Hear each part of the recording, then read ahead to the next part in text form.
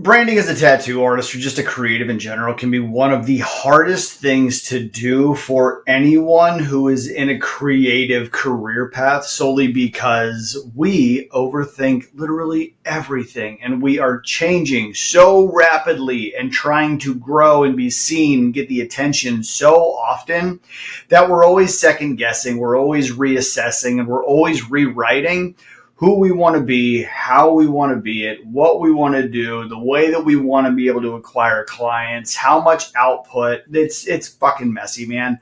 So here's the reality of it.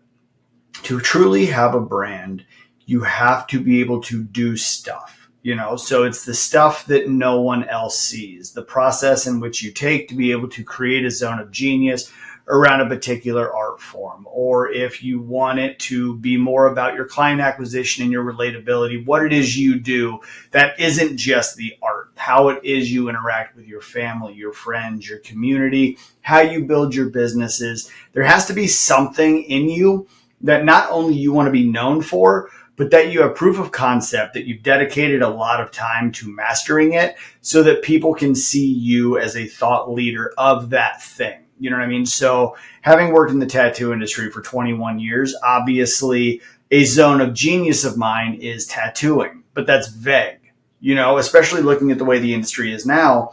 Everyone who has tattoo in their Instagram handle is now a tattoo artist. So just being a specialist in tattoos is the most vague shit in the world, and it's not going to perform long term. It may give you immediate gratification temporarily to help you overcome the symptoms of stress and struggle, but long term, you're going to need a brand. Like, it's just the fact of the matter. When you look at any artist that you truly respect, not just somebody who's taught you a few things or like the main artist in the studio or in the community you're in, but look at the grand scheme of the tattoo industry as a whole. People aren't just tattoo artists, they're creatives. They have multiple different things that they do that make them significant. They just so happen to still tattoo and do beautiful work. It's that just so happen to that every artist gets to eventually. So I did the content on being booked out is not the answer. It's actually the golden handcuffs. Now, a lot of the artists who have to break through that glass ceiling realize that it's not just about being booked up doing one thing forever. Good God, is that fucking daunting. I have been there, and it was an absolute catastrophe for my own creative flow. When you really think about it, going back, doing the origin story, what brought you into wanting to be a tattoo artist? I hope more than anything in the world, it's that you were an artist and you wanted to be able to apply that art to someone else. You wanted to create impact with that art, and tattooing is a really good way to do that. Okay, but go one step further. What is it that impact helps you experience, and how can you consistently enhance upon the experience for the clients in which you get to work with? Because again, if it's just about creating art, stick to canvas. If it's about creating impact in a client's life and still creating a successful and scalable business, now we're having a real conversation, but there's nuances to the process of. So first you have to know what it is you want to be known for. You have to know that you've dedicated enough time to it to be known for that thing, and then showcase all of the things that you do frequently to create that zone of genius so that people start to attach and pair you to that thing and all of the steps as to why. Me, for instance, I have a very reputable brand, but that brand carries multiple products. The brand of Michael Getz, the brand of the Force of Focus is not just tattoos. It's I tattoo, I do commissioned art, I own multiple businesses, I coach and I mentor, I do community work, but it's all under the umbrella of that brand. So when people think about my name, I know what it is they think about me and say about me when I'm not present, as long as they've had an opportunity to have the experience of what it is I genuinely do. And this is where it gets hard for people, because they want to be so hyper fixated and so hyper focused on the product. Think about it though. Do you just buy products for product's sake? I mean, do you really just say, well, that looks neat, I'll buy it, and then expect it to last forever and to come with a warranty? No, If you want something that's going to last forever and come with a warranty, you're going to buy from a reputable brand so that you know there's proof of concept that this thing isn't going to fucking fall apart.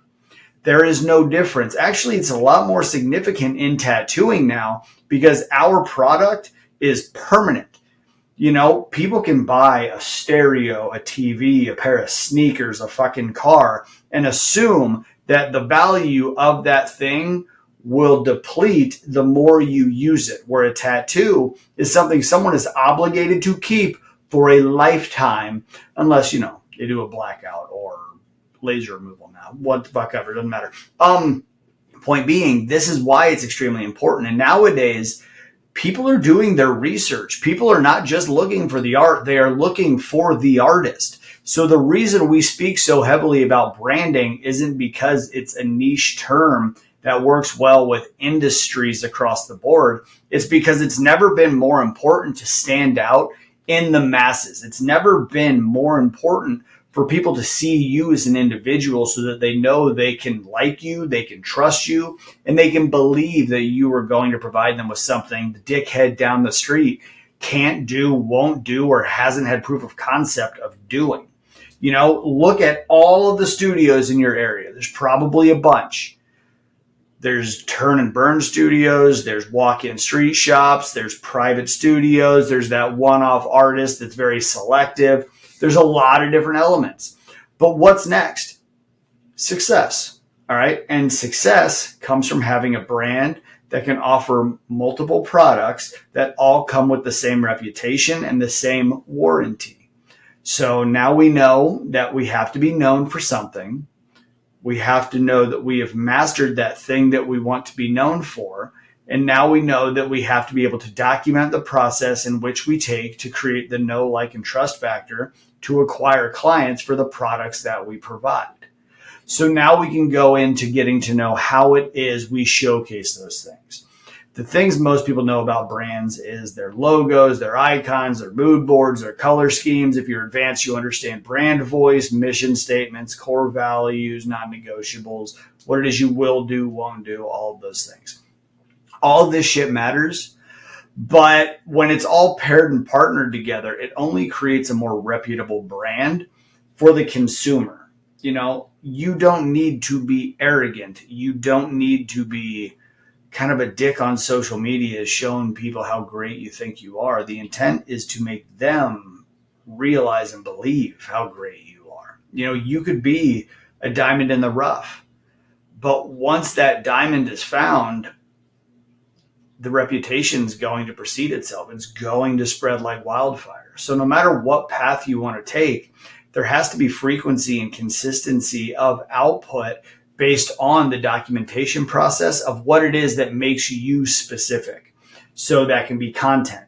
That can be different things that you do quarterly or monthly in your community. That can be the places that you go and associate just to get to know people that other character types similar to yours would not generally go. You know what I mean? As a tattoo artist, again, everybody calls the bar marketing. Fucking why? Because it's easy. They're easy targets. They're low-hanging fruit. But everybody there is going to heckle you. They're already worried about how they're going to pay their bar tab. You think they're concerned about how it is they're going to be able to afford your luxury product?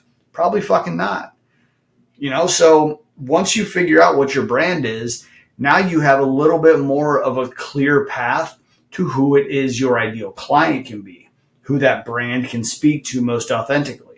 There's always been a statement, if you speak to everyone, you speak to no one. But the more refined your brand gets, the more you can speak to a certain person instead of just casting a large net. You want to learn how to snipe. So once you get to know your brand, then you start focusing on getting to know your ideal avatar, your ideal client, the most valuable client you've ever worked with, multiplied. And when you do this, now your output, your brand voice, your mission statement, your core values can start to be related to more by that particular consumer. But again, it requires frequency. And once you do that long enough, people not only know you, but now they're starting to like you. Once they start to like you, there's more engagement that will occur, whether that's likes, comments, reputation building, referrals, all of that. Now, trust really comes in to when the people who are receiving the referral, when people are commenting and engaging with your stuff, whatever the case may be, however your interactions are coming in, trust occurs when the conversation starts. Now, this goes into sales. Your sales starts in that first engagement and goes all the way to the point where you position the close. Sales is your hello to your healed. It's a lot. We'll get into that here later, a couple of videos down the road. We've got a lot of information to provide you with.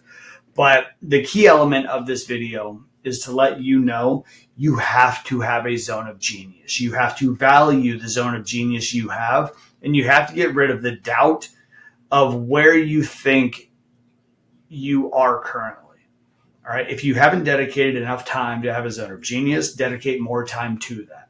If you have and you're uncertain and unclear of how it is you want to be perceived, start doing personal development things that will help you get a lot more confident and build a lot more certainty inside of you. Because at the end of the day, it's not just your art that makes you valuable. It is you as the individual who produces the art that really increases the value. So if you are not working on you and your art, then you are simply just a product who will never be valued the way you know you deserve to be, which means the value will never be the value will never be perceived the way that you believe it should. So you'll only be left with worth. And worth is the messiest place to be in the world because that's all you. If you believe you're worth something, you have to be able to prove it with value. If not, it's just an expectation. So if this is something that stuck with you, if there's things you have questions about in this video, please comment below, shoot me a DM at Michael Getz Creations on Instagram or The Force of Focus on Instagram, and I'll make sure that I get them answered for you. Like, comment, subscribe, share, do all the things, bell notification, whatever everybody else fucking says you should do for their call to action. Let's get a conversation going because the tattoo industry is not slowing down anytime soon. So it's probably smartest that you get in front of it before it gets completely out of control and you have no idea where to go.